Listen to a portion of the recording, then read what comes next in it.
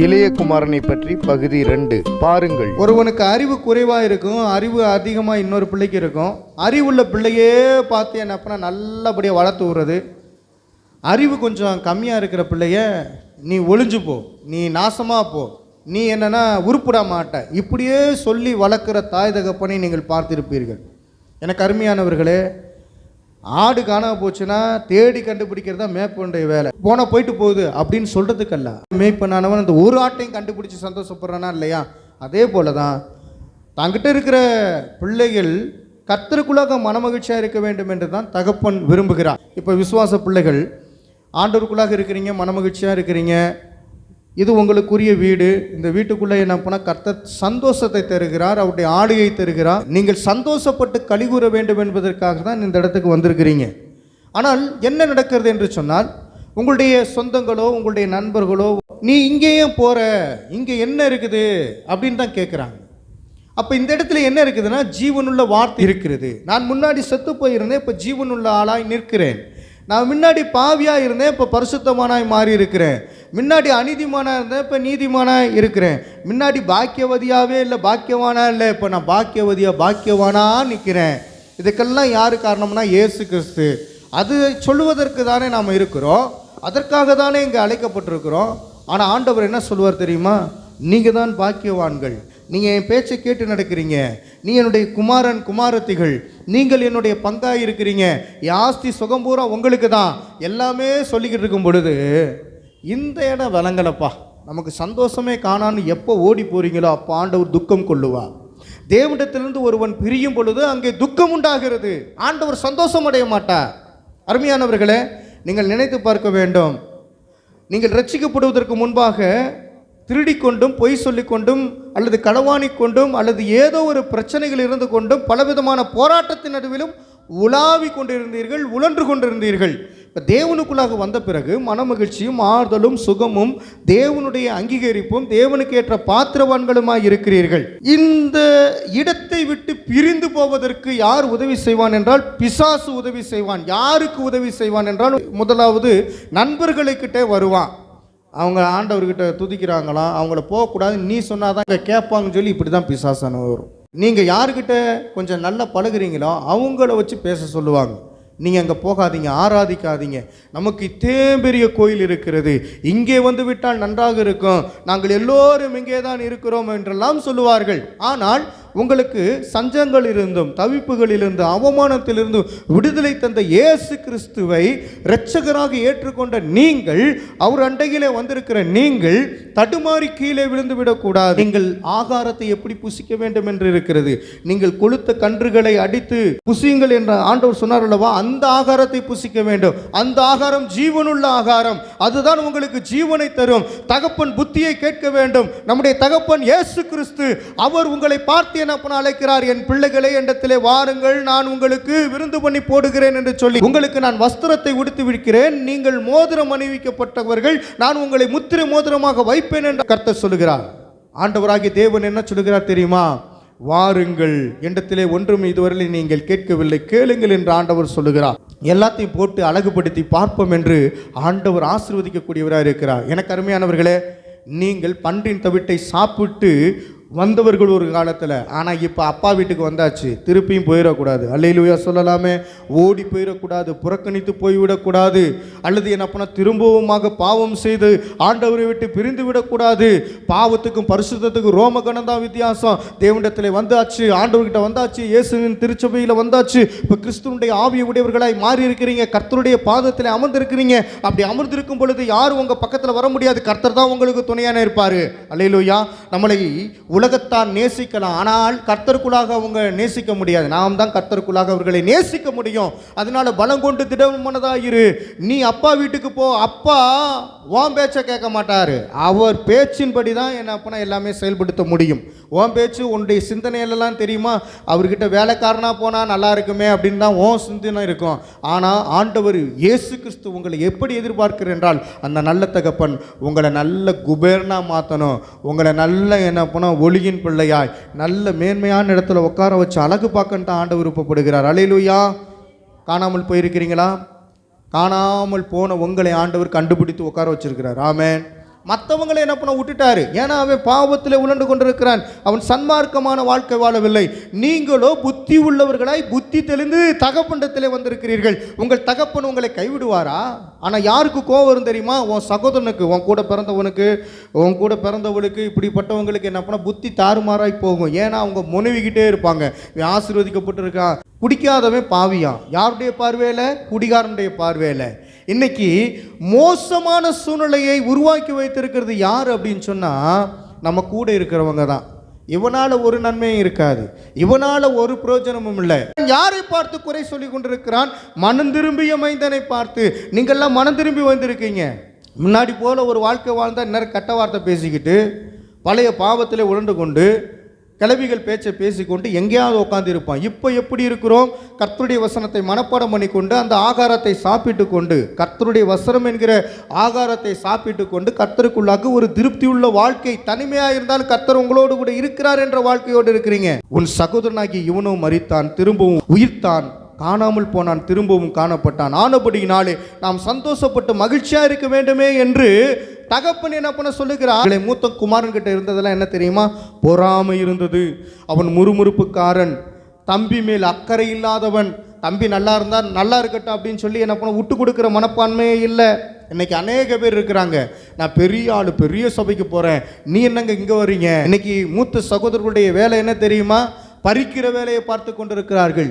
எங்கள் இடத்துக்கு வாங்க, எங்ககிட்ட பெரிய பாஸ்டர் இருக்கிறாரு, எங்கள் இடத்துக்கு வாங்க, எங்கள் இடம் பெரிய இடமா இருக்குது, எங்கள் இடத்துக்கு வாங்க, நாங்கள் உங்களை நல்லா பார்த்துக்குவோம். இப்படி சொல்லி சொல்லி சொல்லியே அந்த மூத்த குமாரனுடைய அந்த நினைப்பெல்லாம் என்ன குற்றம் சாட்டுகிறதா இருக்கிறது. யார் மீது?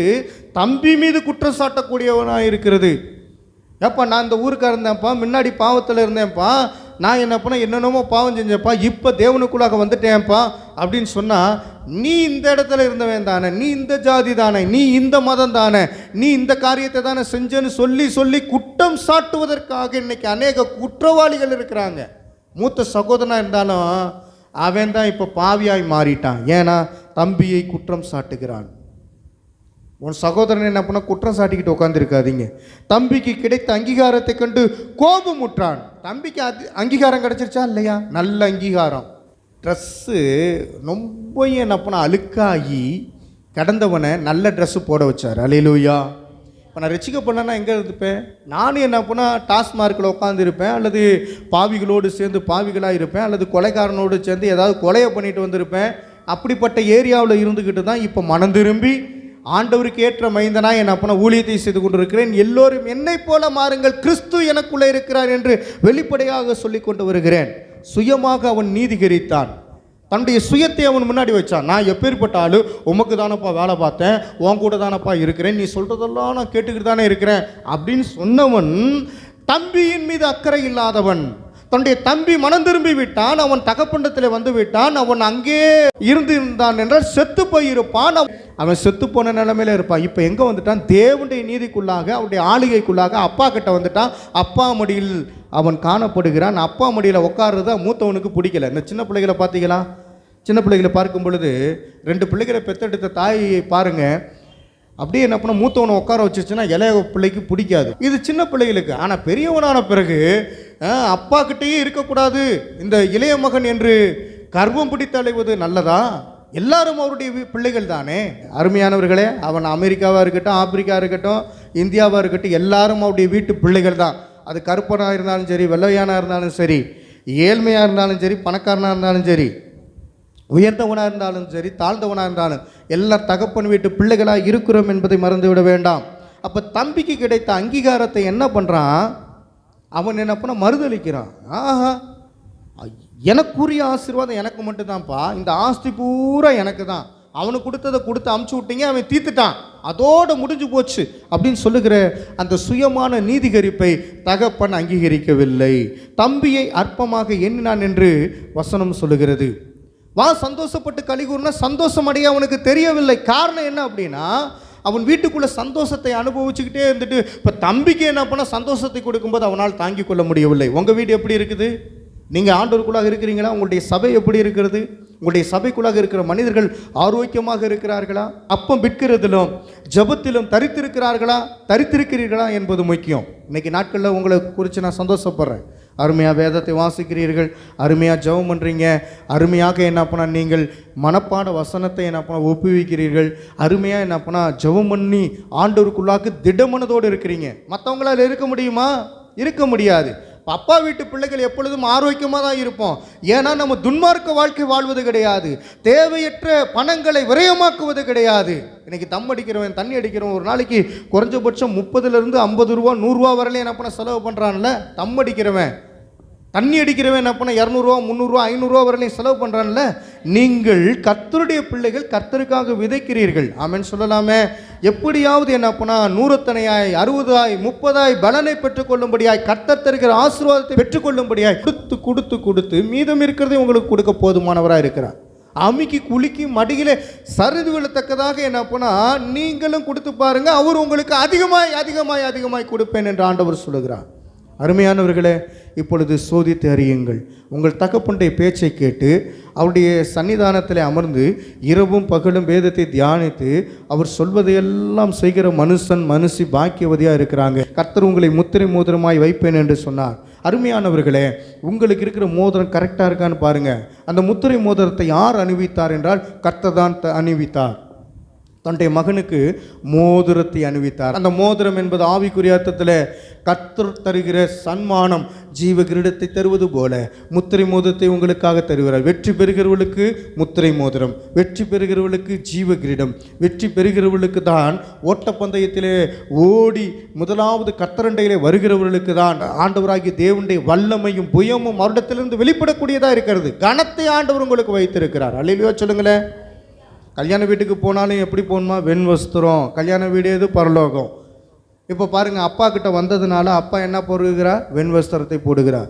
கல்யாண வீடு எப்பயுமே ஜெகஜோதியாக இருக்கும். அவருடைய வீடு என்னென்னா மகன் வந்த பிறகு ஜெகஜோதியாய் மாறிவிட்டது. அல்லேலூயா. பல ஓமைகள் பல கருத்துக்களை சொன்னாலும் ஒரே அர்த்தத்தை வெளிப்படுத்தக்கூடியதாக இருக்கிறது. என்ன அர்த்தம்? என் பிள்ளை என்னிடத்திலே வந்தால் மிகுந்த சந்தோஷம். அல்லேலூயா. அதனால் மற்றவங்க சபைக்கு போகிறாங்க, அந்த சபைக்கு போகிறாங்க, இந்த சபைக்கு போகிறாங்க அப்படின்னு நம்ம சொன்னாலும் கூட நம்மிடத்திலே இருக்கக்கூடிய காரியத்தை மட்டும் நான் உணர்ந்து அறிந்து இன்னும் தேவனிடத்தில் கிட்டி சேருவதற்கு முதலாவது இன்னும் தீவிரித்து கொண்டே இருக்க வேண்டும் என்று ஆண்டவர் விருப்பப்படுகிறார். பிரிந்து போகிற மகனை பற்றி நீங்கள் என்ன நினைக்கிறீர்கள்? ஒருவேளை உங்கள் மகன் அல்லது உங்களுடைய பிள்ளைகள் உங்களை விட்டு பிரிந்திருந்தால் நீங்கள் என்ன செய்ய போகிறீர்கள்? உங்கள் அண்டையிலே இழுத்து கொள்வதற்கு நீங்கள் என்ன செய்ய போகிறீர்கள்? எனக்கு அருமையானவர்களே, ஆவிக்குரிய அர்த்தத்தை பாருங்கள். உங்கள் மகன் உங்களுக்கு காசு தரலாம், பணம் தரலாம், அல்லது என்ன பண்ணால் உங்களுக்கு ட்ரெஸ் எடுத்து தரலாம், ஹாய் அம்மா அப்படின்னு சொல்லிட்டு என்ன பண்ணால் போயிட்டு குடும்பத்தோடு வரலாம், ஆக்கி சாப்பிட்லாம், போகலாம். ஆனால் உங்களுடைய மகன் முத்திரை மோதிரத்தை போட்டிருக்கிறாங்களா? ஆவிக்குரிய அங்கீகரிப்பாகிய ஆடையை போட்டிருக்கிறாங்களா? கர்த்தர் தந்த ஆடையை போட்டிருக்கிறாங்களா? பன்றி தவிட்டை விட்டு இப்போ ஆண்டவர் அண்டையில் இயேசு அண்டையில் வந்து காத்திருக்கிறாங்களா? அவங்களுக்கு அந்த பிள்ளைகளுக்கு, உங்கள் வீட்டு பிள்ளைகளுக்கு ஆண்டவர் என்ன பண்ணால் ரெடியாக வச்சிருக்கிறார். நல்ல என்ன பண்ணால் ஆகாரத்தை வச்சிருக்கிறார், அடுத்து புசிக்கத்தக்கதாக. அப்படிப்பட்ட ஒரு கொண்டாட்டம் உங்கள் வீட்டுக்குள்ளே காணப்படுகிறதா? வீட்டுக்குள்ளே ஜெபம் இல்லை, தனி ஜெபம் இல்லை. வீட்டுக்குள்ளே 5 பிள்ளைகள் இருந்தாலும் 4 பிள்ளைகள் இருந்தாலும் 3 பிள்ளைகள் இருந்தாலும் ஒருமனப்பட்டு 2 பிள்ளைகளோடு நீங்கள் ஜெபித்திருந்தாலே நீங்கள் பாக்கியவான்கள். ஆமென் சொல்லலாமே. அருமையான ஒரு கணவன் மனைவியாக இருப்பீர்கள் என்றால் இருவரும் கைகோர்த்து ஜெபம் பண்ணுவது நல்லது. இரவு நேரத்தில் என்ன பண்ண தூங்குவதற்கு முன்பாக ஒரு ஜெபம், அதிகாலையில் எழுந்த பிறகு என்ன பண்ண கணவன் மனைவியாக அல்லது பிள்ளைகளோடு ஏறெடுக்கிற ஜெபம், வேலைக்கு போகும் பொழுது வரும் பொழுது ஒரு ஜெபம், அல்லது ஏதோ ஒரு பணிக்காக நீங்கள் செய்யும் பொழுது ஜெபம் செய்துவிட்டு என்ன பண்ண போவது வருவது உங்களுக்கு நன்மையை தரக்கூடியதாக இருக்கிறது. அருமையானவர்களே, பிறந்த குழந்தைக்கு நீங்கள் சாப்பிட்ற கறி உருண்டையோ அல்லது என்ன பண்ணால் கறிச்சோறையோ 3வது நாள் 4வது நாள் பிறந்த குழந்தைக்கு பிசைஞ்சு ஊட்டி விடுவீங்களா? ஊட்ட மாட்டீங்க. ஏன்? அந்த குழந்தைக்கு என்ன ஆகும்? சீரணமாகாது, செரிமானமாக.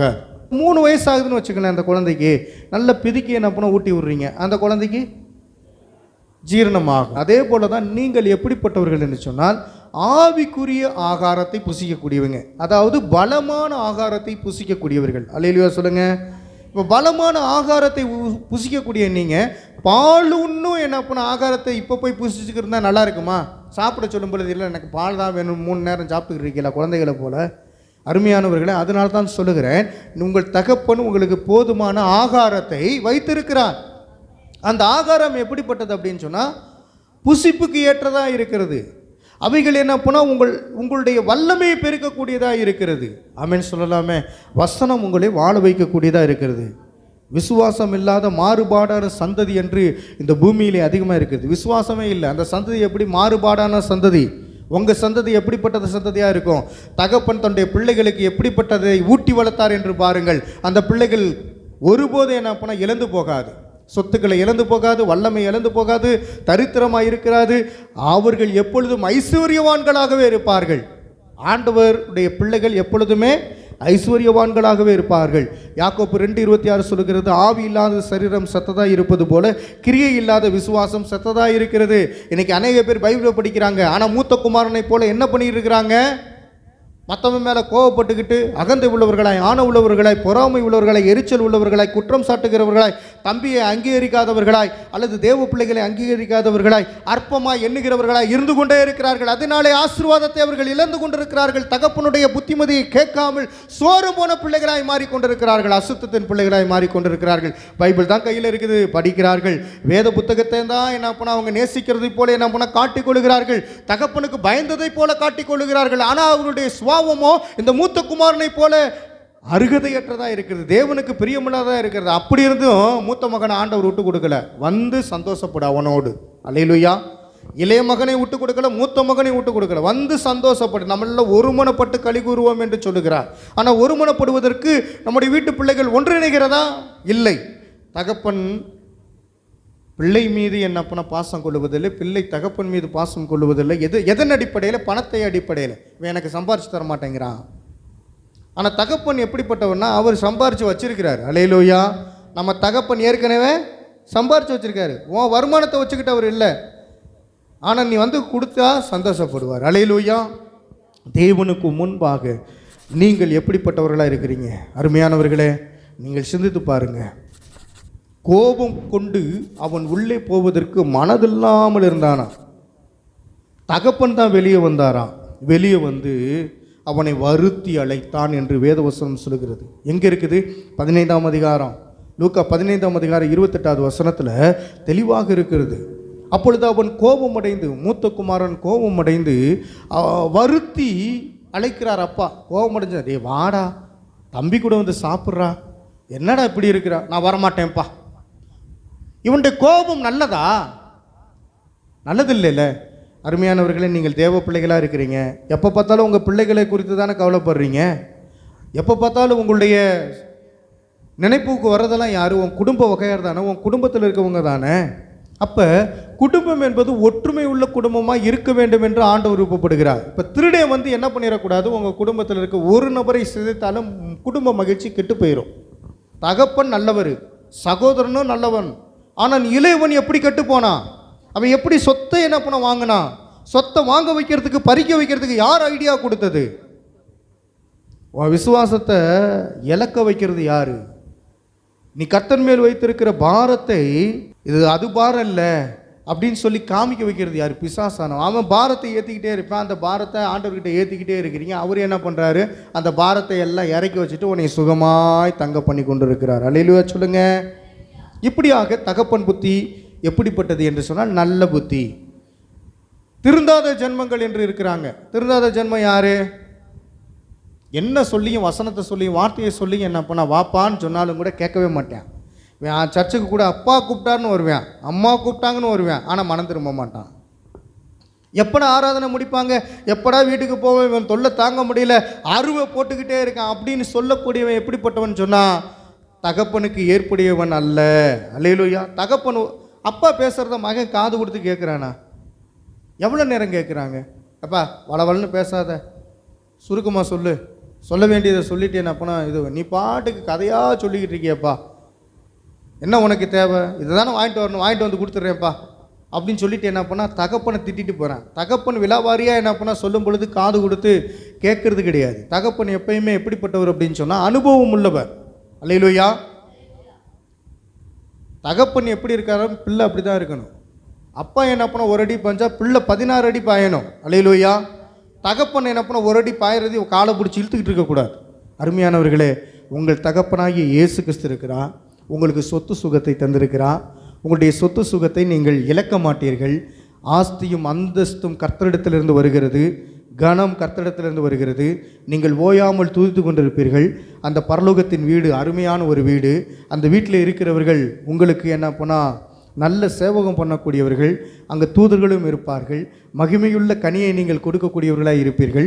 உங்களுக்கு நல்ல ஆகாரம் இருக்கும், நல்ல ட்ரெஸ் இருக்கும், அதுக்கப்புறம் நல்ல வீடு இருக்கும். நீங்கள் நல்லா பாருங்கள் அருமையானவர்களே, இந்த குடும்பத்தில் எதற்காக வாழுகிறார்கள்னா பணத்துக்காக வாழ்கிறாங்க. ஆனால் இயேசு கிறிஸ்து அங்கே பரலோகத்தில் என்ன பண்ண உங்களுக்காக எல்லாத்தையும் கொடுக்க போதுமானவராக இருக்கார். உடை, இருப்பிடம், சாப்பாடு 3 தானே இந்த பூமிக்கு தேவை. பூமியில் இருக்க நபர்களுக்கு தேவை. உங்களுக்கு என்ன தேவை? இருக்க ஒரு நல்ல வீடு தந்து, வாழ தேவையான வசதி தந்து, அதே போல் படுக்கிறதுக்கு நல்ல ஒரு பாய், வீடு வசதி என்ன பண்ண இருக்குது. அது மாத்திரமல்ல, நல்ல ஒரு வேலை, நல்ல ஒரு பிள்ளை, இப்படி என்ன பண்ண எதிர்பார்த்து நீங்கள் வாழ்ந்து கொண்டிருக்கிறீங்க. நல்ல காரியத்தை ஆண்டவர் செயல்படுத்தி கொண்டிருக்கிறார். குடும்பத்தை பிரிக்கிற பிசாசின் சதி திட்டங்களிலிருந்து விடுதலையாவதற்கு நீங்கள் உங்களை ஒப்புக் கொடுங்கள். குறிப்பாக ரட்சிக்கப்பட்ட மூத்த மகன்களைப் போல இருக்கிறவர்கள் உங்களை பால் கடிப்புக்கு கொண்டு போயிடாதபடி, உங்களுடைய ஆசீர்வாதத்தை திருடிவிடாதபடி நீங்கள் எச்சரிக்கையாக இருங்கள். அல்லேலூயா. தகப்பன் தருகிற ஆசீர்வாதம் அருமையான ஆசீர்வாதம். மீண்டும் உங்களை அங்கீகரித்து வைத்திருக்கிறார். அந்த அங்கீகரிப்பை விட்டுவிடாது இருப்பீர்களாக. கர்த்தரே உங்களை அங்கீகரித்து வைத்திருக்கிறார். வேற யார் பிரிக்க முடியும்? தேவனுடைய அன்பை விட்டு பிரிப்பவன் யார்? அல்லேலூயா. தேவ அன்பை விட்டு ஒருத்தனும் பிரிக்க முடியாது. ஏன்னா நீங்கள் தேவ அன்புக்குள்ளாக இருக்கிறீங்க. நீங்கள் தெய்வீக காதலோடு இருங்கள், தகப்புண்டை காதலோடு இருங்கள். அவ என்ன தான் யோசித்து பார்த்தாலும் கெட்டு போனவே இல்லை, ஓடி போனவனாகவே இல்லை. எங்கே வரணுமோ அங்கே வந்து சேர்ந்துட்டேன். நீ எங்கே சுற்றினாலும் எங்கே வரணும்? ஆண்டவர்கிட்ட தான் வரணும். பகுதி 1 தொடர்ந்து பகுதி 2 நீங்கள் பார்த்திருக்கிறீர்கள். மனம் திரும்பிய மகன் இளைய குமாரனை பற்றியும் மூத்த குமாரனை பற்றியும் நீங்கள் பார்த்திருக்கிறீர்கள். இந்த சேனல் உங்களுக்கு பிடித்திருந்தால் சப்ஸ்கிரைப் பண்ணி வைத்துக் கொள்ளுங்கள். Bye Sagaya John Peter. God bless you. கர்த்தர் உங்களை மென்மேலும் ஆசீர்வதிப்பார்.